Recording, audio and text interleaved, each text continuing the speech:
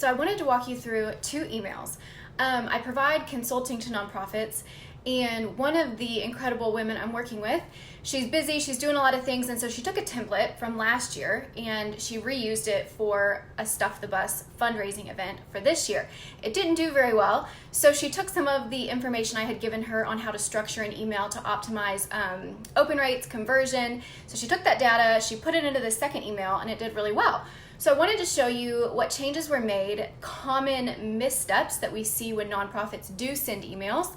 And we'll do it all in just like 8 minutes. So let's go. Let's compare these two emails. The first email that was sent, sorry, I always have a hard time with Loom. Okay.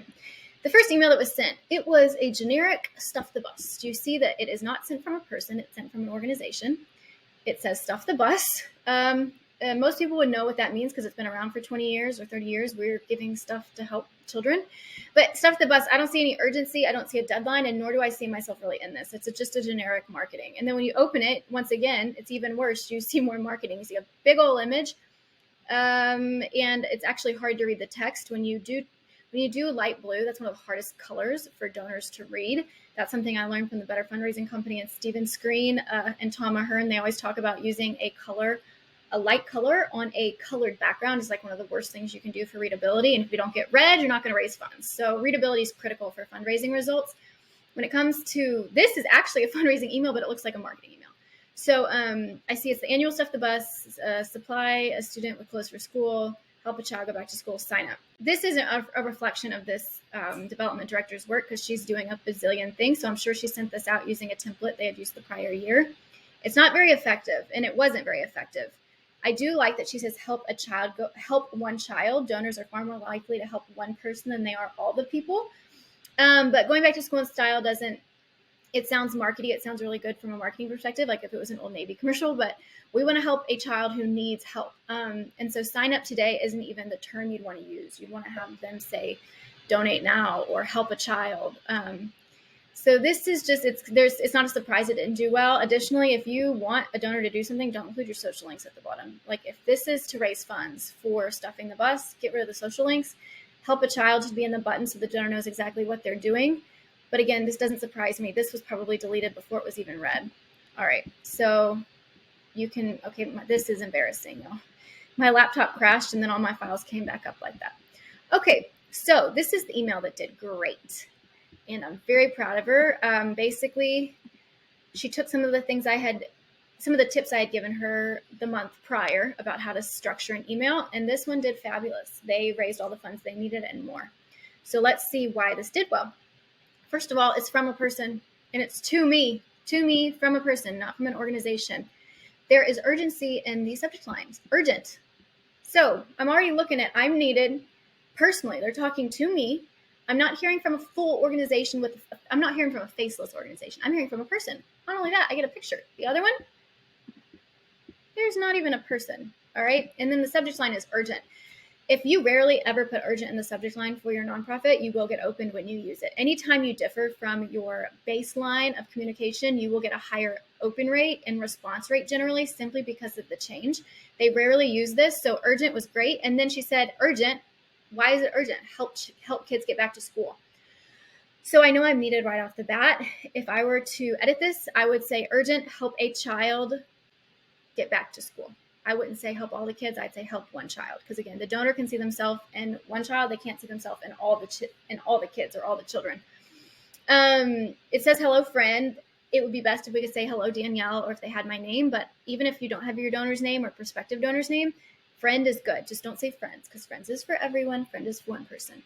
Then she starts saying what they're doing. The donor or prospective giver won't ever read that. They're going to read the bolding. So this year we had a 54% increase in students receiving clothing through our organization. 70 kids, 8 p.m. tomorrow, student list given line. All right, that's all they're going to do, So basically, I see that they have an increase in students receiving clothing. That doesn't help me want to give because those students were already helped. So that's kind of null and void. That shouldn't even been in there. But I do see 17 kids are in need and 8 p.m. tomorrow. That's what did it, guys. It was from a person. It was an urgent need. 17 kids need help, 8 p.m. tomorrow. That's it. And then give online. So those are the elements, and she also signed it. So it was from a person, signed. There was no big header, no big banner. It clearly was written from a person, and it was for me. those are the elements that made it do really well. Let me tell you how I would improve this further. And by the way, her doing it this way, even though there are lots of things we could tweak and change, they did raise all the funds they needed, and more.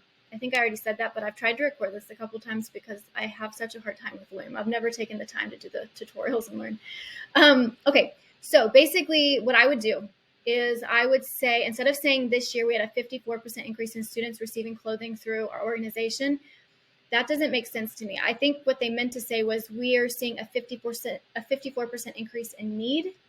And so if she were to say that instead, like we're seeing 54% more children in need of clothing, that would be more effective. We're basically saying that there's been a need. Typically numbers don't do great in fundraising because the donor can't see themselves in the number. Like don't ever say something like there's 1,000 children who need clothing this year. Okay, the donor can't see themselves in that. If you're going to use a number, it needs to be easy to understand and reinforce the offer or the need. And so in this case, seeing an increase in people who need help, that's fine. And then 17 kids is very much a donor-centric number. They can see themselves in that. Like a mid-level donor could easily see themselves buying 17 backpacks. Let's say the backpacks are $20 a piece. You know what I mean? So what I would do instead is I would say, hello, Danielle. Children are starting school this year without the supplies they need. They're hungry, they don't have the clothes, and they don't have supplies. How would it feel if you started school without the supplies you needed? Super off the cuff. But basically, we're trying to say the kid is hungry, they don't have what they need. It'd be embarrassing to start school without the supplies you need, and it's a hard way to begin school. So basically, you're kind of trying to set the stage and then say, we've had an increase in students who need help. Would you donate today, Danielle, to help one child get the supplies they need before school starts? There are 17 kids who are in need of help. The deadline is 8 p.m. tomorrow. Give now. That's all you need. And then don't thank them. Do not thank them for considering to give a gift.